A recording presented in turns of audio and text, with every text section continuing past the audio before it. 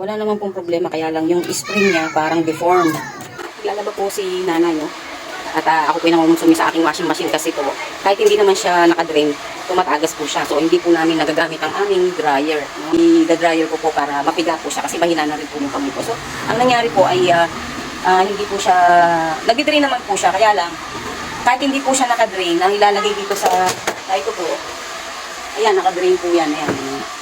Kahit hindi po siya nakadrain, umaano po, ayan, nakasabit lang po yung aming hose. Ayan. Nakasabit lang po yung hose namin kasi once na binaba mo po yan, ayan, tutubig na po yan, tutulo na po yung tubig, mauubos na po yung tubig dun sa tub. Ganyan po ang nangyayari, ayan, oh. So, problema ko po ngayon, hindi po namin magamit ang aming dryer, ayan po, nag-ano na po siya. So, ang ginagawa namin, nakasabit lang. So, itatry ko po siyang buksan kasi nanood po ako ng tutorial sa titingnan ko po, bubuksan ko po yung likod ng washing machine, tingnan ko po yung magagawa ko kung kaya ko po siyang gawin, no? But remember po, unplug po muna natin, no, for safety natin. Ayan po ang ating likuran po ng ating washing machine. Meron lamang po ako ditong Philip. Kasi po, Philip po yan naman ganyan po.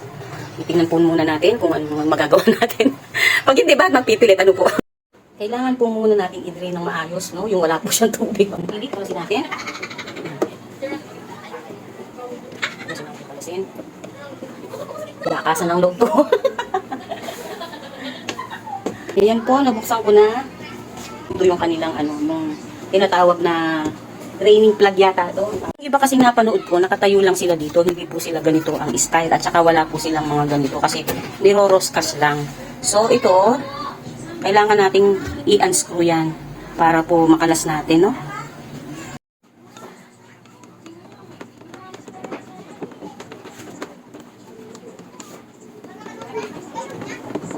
Tingnan natin kung anong meron dito.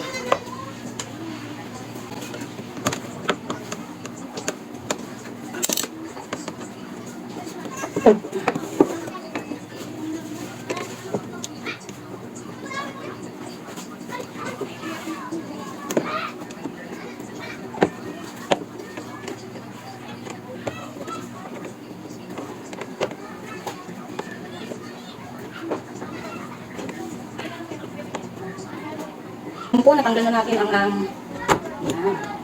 So, ito po yun ano. So, wala naman pong problema. Maluwag yung yung spring niya. Kapag po na-check natin ito, at naibalik na natin sa dati, wala naman siyang bara eh. Wala naman po siyang dumi. Kaya lang yung kanyang spring, parang deform na. Yung spring niya. Wala namang problema to eh. Wala namang pong problema, kaya lang yung spring niya parang deformed.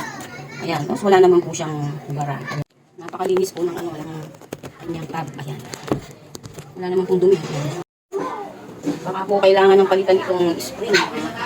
Wala naman siyang butas. Hindi naman siyang butas. Kasi ang sabi ko sa tutorial, kung butas, papalitan itong goma. Wala naman po akong magagawa dito, ibabalik ko na lang, no? Itatry po lang natin kung mag-work siya, no? Kasi wala naman po akong gamit. In case po na may kailangan palitan siguro, bibili na lang, ano po? So, ayan po, ibabalik ko na. At wala naman po akong binago, inayos ko lang po, tinignan ko lang, sumit ko lang. So, titignan po kung kung ganun pa rin siya sa dati, siguro dadalhin ko na sa technician, ano? So, ibalik na po natin yung ating nilinis ko po muna.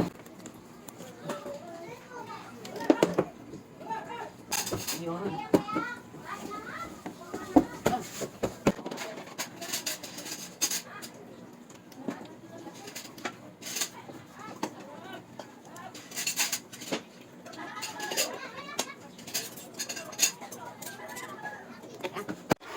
Ayan po, nilalagyan ko po muna siya ng tubig. Hindi po siya nakadrain.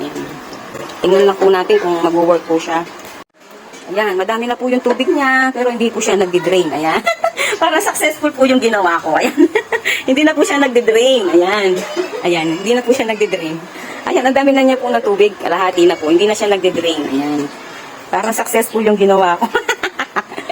Makakapaglaba po ako ng maayos ngayon kasi okay na yung washing machine. Ayan, hindi po siya nagdi-drain. Ang dami nyo. Pagka po may mga problema ang appliances natin, manood po tayo ng mga tutorial kung paano po natin sila maaayos. Di nakalibre po tayo ng paggawa, di ba?